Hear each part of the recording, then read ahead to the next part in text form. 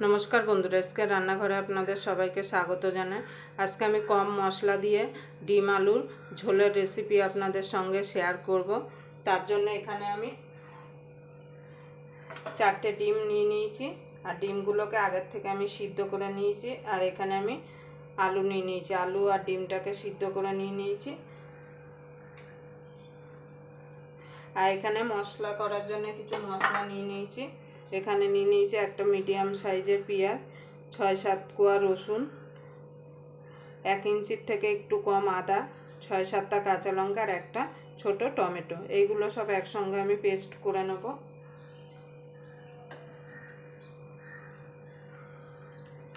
एबार डिमगुलोके आमी छुरी दिए एइभाবে केटे देबो जाते डिमेर भितर सब मशलागुलो ढुके जेते पारे।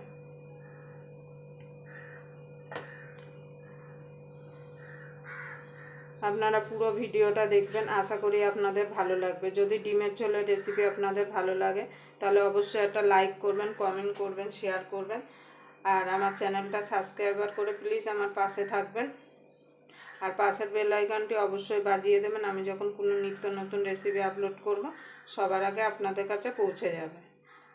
তাহলে চলুন আমি ডিমগুলো কেটে নিই। এইভাবে আপনারা কাটা চামচ দিয়েও ফুটো ফুটো করে দিতে পারেন। এবার আমি ডিমগুলোর গায়ে হলুদ আর লবণ মাখিয়ে নেব।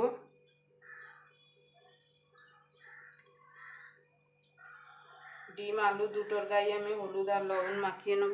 এইভাবে কম মশলা দিয়ে যদি পাতলা ডিমের ঝোল যদি আপনারা একবার বাড়িতে করে দেখবেন, গরম ভাতের সঙ্গে খেতে কিন্তু অসাধারণ লাগে।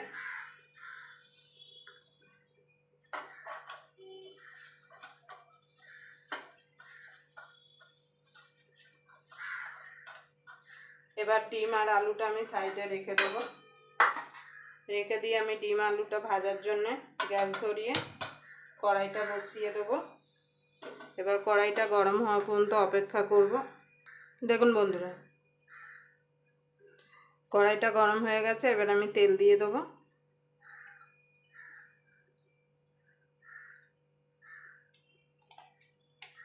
এবার তেলটা গরম হলে আমি ডিমগুলো ভেজে নেব। দেখুন বন্ধুরা তেলটা গরম হয়ে গেছে। এবার আমি ডিমগুলোকে ভেজে নেব।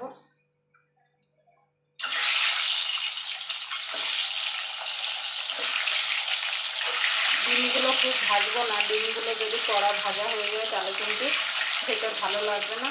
হালকা করে ভেজে তুলে নেব।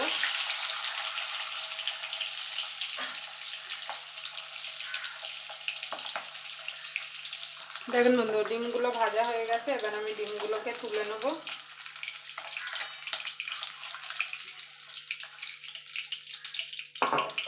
এবার এই তেলে আলুগুলো ভেজে নেব।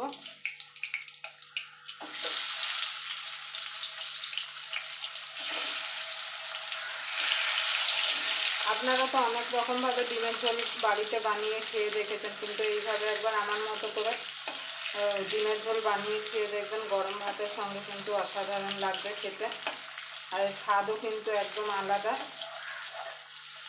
এবার আমি আলুটাকে লাল লাল করে ভেজে নেব।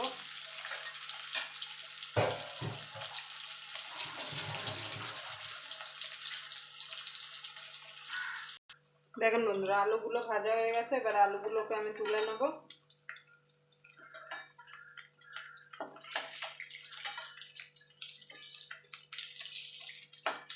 আমি রান্নাটা এই তেলেই করব।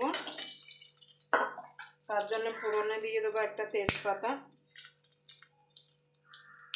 2টো এলাচ, 2টো লবঙ্গ, একটু দারচিনি, দিয়ে দেবো গোটা জিরে।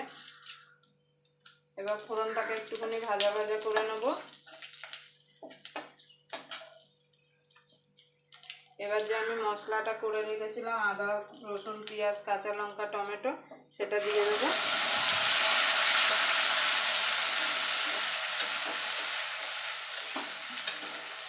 দিয়ে মশলাটা একটুখানি কষিয়ে নেব ভালো করে। মশলা থেকে যতক্ষণ কাঁচা গন্ধটা না চলে যাচ্ছে, মশলা যত কষানো হবে, মশলা কষানোর উপরে কিন্তু রান্নার স্বাদটা আসে। মশলা যত কষানো হবে রান্না তত কিন্তু খেতে ভালো হবে। এবার এটাকে আমি মিনিট খানেক কষিয়ে নেবো, যতক্ষণ আদা রসুনের কাঁচা গন্ধটা না চলে যাওয়া পর্যন্ত। দেখুন বন্ধুরা, মশলাটা আমার কষানো হয়ে গেছে, আদা রসুনের কাঁচা গন্ধটা চলে গেছে। এবার দিয়ে দেবো কিছু গুঁড়ো মশলা, হলুদ গুঁড়ো, খুব মশলা দেবো না, জিরের গুঁড়ো হাফ চামচ, ধনের গুঁড়ো হাফ চামচের থেকে একটু বেশি, ঝাল লঙ্কার গুঁড়ো একটুখানি, ঝালটা আপনাদের স্বাদ মতো দেবেন, স্বাদ মতো লবণ,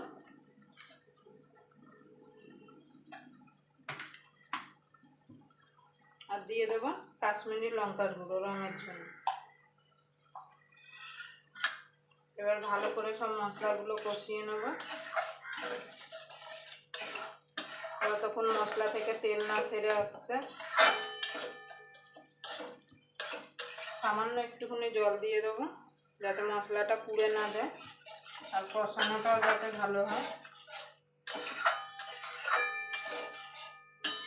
গ্যাসটা আমি লো টু মিডিয়ামে রেখে মশলাটাকে কষিয়ে নেব যতক্ষণ মশলা থেকে তেল না ছেড়ে আসছে। দেখুন বন্ধুরা, মশলাটা কষানো হয়ে গেছে, আর দেখুন মশলা থেকে তেল ছেড়ে দিয়েছে।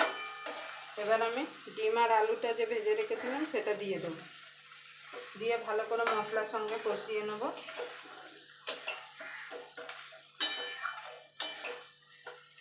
মিনিট খানেক ধরে মশলার সঙ্গে কষিয়ে নেব যাতে ডিম আলুর মধ্যে সব মশলাগুলো ঢুকে যেতে পারে। আমি এখানে পাতলা ঝোল করছি, আপনারা যদি ডিম আলু কষা করতে চান তাহলে এইভাবে ভালো করে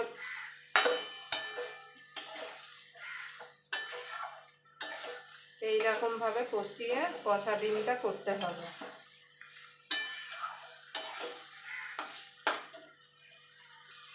মিনিট খানিক হয়ে গেছে, এবার আমি জল দিয়ে দেবো। ঝোলটা আপনাদের পছন্দ মতো দেবেন, যে যেমন ঝোল খেতে পছন্দ করেন।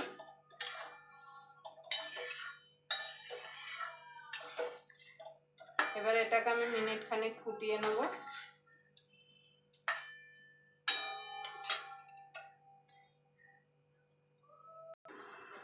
দেখুন বন্ধু, আমার ডিমের ঝোলটা হয়ে গেছে। এবার আমি গরম মশলা দিয়ে নামিয়ে নেব। আমি এখানে সানরাইজ গরম মশলা দিচ্ছি, আপনারা চাইলে যে গোটা গরম মশলা সেটা বেটেও দিতে পারেন শিলনোড়ায়।